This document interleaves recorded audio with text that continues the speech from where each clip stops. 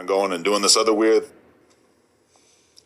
Alley Boy was really cool with the situation, and I always thought I felt like we was recording too much music because I'm like, we here for the movie, bro. You know what I'm saying?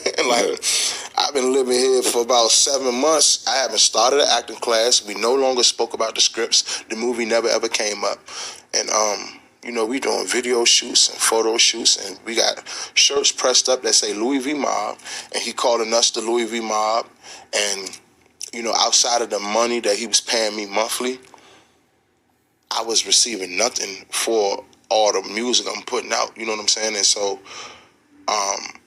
me and my homie Black, my brother, man, I told you, he shot my first video. He always played like a management / assistant type role, but he's smart as fuck. He in college, he graduated, he's super smart as fuck. He know a lot of shit I don't know.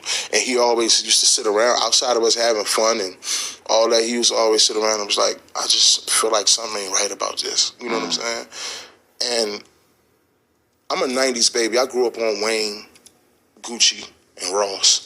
Those is the main 3 rappers I listened to over and over and over growing up as a kid. I'm not from the era where I was a fan of Master P, so it was always business with me. My manager was at that time, he was a super fan of Master P. A lot of things he seen, he let slide because he was a fan. And I was like, I respect him as a businessman, you know what I'm saying? But I'm not a fan of his art, so I don't view him the same. I'm looking at him as a business, and technically we're not doing the business that we're supposed to be here for. And if this is 2009, you're 10 years removed from the height of Master P really having a big presence in rap. Let's be real. Exactly right, but he's still a legend, for sure. Yeah, businessman, clothing company. He played in a couple NBA games, a lot of movies, sold millions of records. I respect him for that. You know what I'm saying? I would have respected it if he said, hey, I want to shoot a movie and I want to create a group with me, you, and Alley Boy. I would have thought about it. That would have been a thought, but he never said that. And so we doing all these shows and shit, and he was doing shows at, I think he did A3C in Austin, where he headlined it, and we performed a lot on that show. We didn't receive nothing. I ain't say nothing. In the back of my mind, I wanted to, but I didn't say nothing. And then the last straw was Black had showed me that one of those albums was on iTunes. It was, this is before Apple Music and Spotify and all that. Really before Apple Music and Spotify and all. And so we doing all these shows and shit, and he was doing shows at, I think he did A3C in Austin, where he headlined it, and we performed a lot on that show. We didn't receive nothing.